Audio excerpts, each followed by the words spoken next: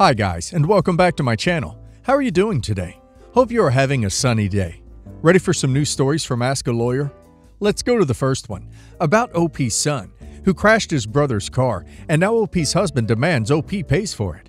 Listen to the story, guys, to find out all the details, and of course to hear my insights. Enjoy the stories, and don't forget to like and subscribe. And of course, don't forget to leave a comment. My husband and his ex-wife recently bought their 18-year-old son a $12,000 car. It's crazy, I know, but they're both wealthy. I'm not, and they were in agreement, so that's that. My 19-year-old son took it badly. He was upset that he didn't get a car, just like his stepbrother, but I already explained the circumstances to him. Days before Christmas, I received a call from my husband freaking out, saying my son took my stepson's car and got in an accident. I almost had a stroke, but thankfully my son came out of it with only a broken arm. The car, however, was totaled. My stepson was going nuts, and my husband and his ex started demanding I write them a check for $10,000 since my son damaged the car they bought. I explained it was an accident, but my husband said that it wasn't since my son took it without permission. He advised me to write that check, or else he will let his ex-wife file a police report against my son. We had a big argument over this, and I was given a timeline to pay. I refused and insisted it was an accident. My husband said my son might end up being charged, but I sternly told him it was unfair and that if he let that happen, then his relationship with my son will be damaged. I called him shallow to do this to his stepson over money, but he kept persisting. We've been on horrible terms about it since then, and I keep refusing to pay because it's not my fault they chose to buy a $12,000 car, and also, like I said, it was an accident and my son was hurt. If a stranger had stolen OP's car, there would already be a police report. I think OP's husband and his ex are being generous to offer to let OP and her son make restitution for his actual criminal act. OP should be talking about this with her son to figure out how the two of them are going to resolve this.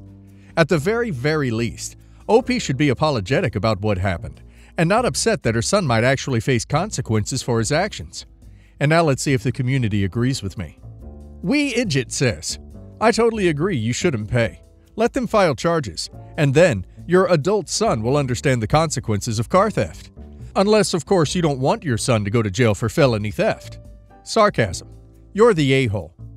SD starting out says, you're the a-hole. This was not an accident. This was Grand Theft Auto. He stole the car, period. You should be thankful you have the option to pay them back, as opposed to your adult son going to jail. Because yes, he stole the car. This is something he would go to jail over. Also, there is nothing crazy about buying an 18-year-old a $12,000 car. That's pretty much the price on a decent used car these days, no? That's far from expensive. Whole ad says, wow, seriously? Of course you're the a-hole. In today's market, a $12,000 car is definitely an affordable starter vehicle. Used cars have jumped significantly in price in the last decade alone. And your son's reckless and immature behavior wasn't an accident. He didn't have permission or was likely insured to drive the car, and he totaled it. They should frankly be filing charges for grand theft and destruction of property. Pay for your son's jealous idiocy. Doesn't matter a bit if they are wealthy or not. It wasn't his to destroy. I've, 25 female, been with my boyfriend, 31 male, for 2 years, and we live together. He's never said anything negative about his ex-wife, 30 female, but from my experience, she's a bit of a basket case. She's always been pissy about our relationship and repeatedly disrespects our boundaries. She would constantly make jokes about me stealing her man when we first started dating. Once, she was talking about when she discovered their incompatibility, and she said, let's hope we stay incompatible for your sake. At the time, they had been divorced 3 years, and she had since remarried. She also can't even hold down a job or pay her bills. She's incredibly irresponsible and emotional, and she's completely unable to take care of herself. My boyfriend always felt extreme guilt about this. Of course, that's normal with someone you once loved deeply. I've reminded him over the course of our relationship that ultimately, she's not his responsibility. Recently, said ex-wife is going through a divorce, and her current husband is kicking her out. Since she can't hold a job for very long and her previous husband supported her, she can't afford an apartment on her own. My, edit for confusion, boyfriend said she needs to come live with us. I personally feel deeply uncomfortable with the situation and wouldn't want to live with her even under normal circumstances. The fact that she's always making comments towards me and doesn't respect our relationship makes me want it even less. I broached this with my boyfriend, and he said I was being jealous and petty, and that we should offer her help however we can. I'm at a loss. I don't want to move out and lose a wonderful relationship, but I'm not comfortable living with his ex. He says we can't just let her be homeless. Am I the a-hole for not wanting his ex-wife to move in with us? Under no circumstances should OP agree to let her move in with him. She has never respected boundaries before, and would be worse if she moves in. OP's boyfriend calling OP petty and jealous is a very bad sign. OP needs to decide if he is worth the aggravation. He's going to move her in whether OP agrees or not. Is OP willing to live with that? And now let's hear the community's opinion. World's Worst Warlock says, she would constantly make jokes about me stealing her man when we first started dating. After 3 years of divorce? Honey, no, not the a-hole. Your boyfriend needs to realize that his ex-wife is not his moral responsibility. She needs to cultivate her own support system, and while that might include him, it cannot and should not consist of relying on him to the point of living with you. She's made it very clear that she's hostile to your partnership. That's inviting literal toxicity into your home. Absolutely not.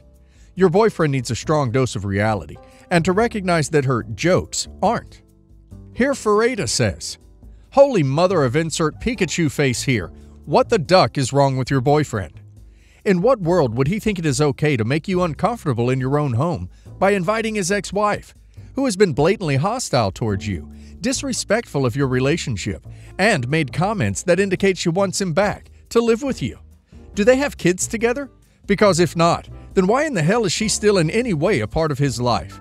This is an absolute hard boundary for you, and both of them are just happily stomping all over it.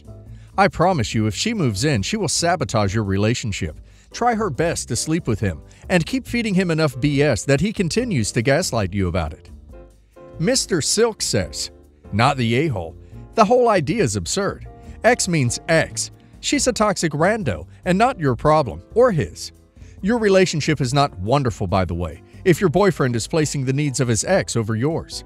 You might want to give some serious thought to that whole dynamic. I, 45 male, and my ex, Emmy, 46 female, got together 3 years ago and broke up last year. My son Leo is 17, and Emmy's son Nate is 16. Emmy and her son moved into my house in June 2021. Her and I were supposed to have split custody, 1 week each. At the end of September, Nate told us that his father wasn't always here, that he was often alone, and asked us if he could stay at my house. Me and Emmy said yes. I realized quickly that Emmy wasn't taking care of Nate when it wasn't her week. For her, it wasn't her responsibility. This was one of the main reasons for the breakup. When Nate was here, I was the one taking care of him. Emmy and I broke up in February 2022, and she left my house in April. I was worried about Nate, so I proposed to Nate's father to help him take care of him. Long story short, he said yes, and now during Nate's Father's Week, I have him and Leo at my house. Nate still has his room, and everything is the same as before. Me and Leo's mom have more money than my ex, so I give the same amount of money to Leo and Nate when they go out, so he won't feel left out, and I buy things for him when needed. Emmy never said anything about this arrangement. This summer, like the ones before, Leo and Nate went to spend a few weeks at my parents'. We also took Nate with us when we went abroad. I paid for everything. In September, everything resumed the same. I have Leo and Nate together during 1 week, and I take care of everything. My ex-wife, Leo's mom, is also helping during her time. He has sleepovers at her place, and she and her husband often see his games. Now the issue. Last week, Leo told me that Nate's sports gear was too deteriorated for him to use. I asked Nate, and he said that he was too ashamed to tell me, and he was trying to save money to replace it. So this week, we went to buy everything he needed. I admit that I felt bad for not realizing it sooner, so I went a little overboard. I bought him more expensive equipment. I want to add it's not unusual for me to buy things for Nate. On Monday, Emmy called me to complain about the new gear and told me that she needed money too, and she felt it was unfair of me to give or buy stuff for her son and not help her when I had the money. She has a job. She was complaining about not being able to have new, expensive stuff. Yesterday I had dinner with friends and told them everything. 2 of them told me that they thought it was a little selfish of me not to help someone in need when I had more than enough money to do so. I admit that I am well off financially, But I worked very hard to be where I am today, and I do not want her to benefit from that. They also raised the fact that my ex-wife and me were planning ahead to help Nate through college, that it was a big commitment, and it was crappy of me to choose who to help from my past. Is it really awful of me to refuse to help her when I have the money to? I feel that I don't owe her anything. Everything OP and his ex owed each other was terminated with divorce papers. OP doesn't owe her everything OP has done for her son after that. Wasn't about her, and OP wouldn't have had to cover it if she had assumed her responsibility. She seems greedy and selfish. Why wouldn't she be thrilled that OP keeps taking care of her offspring? And for OP's friends that want to help her, then they can do that themselves. And now let's hear the community's opinion. Proud Marketing says, "Not the a-hole. You do not owe anyone anything. Emmy is an adult and should be focused on providing for her son and taking care of herself. I think it is amazing what you are doing to help Nate, and that really shows what a wonderful person you are. To me, it sounds like Emmy is jealous and wants to live a more luxurious lifestyle on your dime." Willing Succotash 102 says, "Not the a-hole. Why should you help buy her expensive things when you're already helping her by supporting her son? The idea is preposterous." Similar Pineapple 418 says, "Not the a-hole. Holy crap. It is amazing that you're helping with Nate and buying him things as if he's your own. You weren't with his mother long at all. Serious gold star for this. Nate's mother sounds like a nightmare. She is essentially jealous that you're supporting her son but not her. You are in fact helping her financially by paying for her son, something that is her responsibility.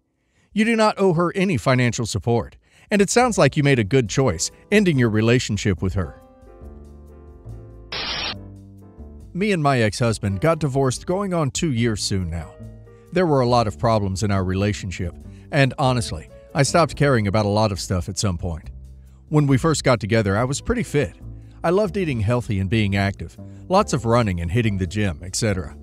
While I still enjoyed that stuff, after some time together, I changed. He hated healthy food and loved eating out, so I started eating out a lot and no longer made healthy dinners. Usually they were heavy with starches, butter, and lots of meat. He would always make comments about other girls compared to me.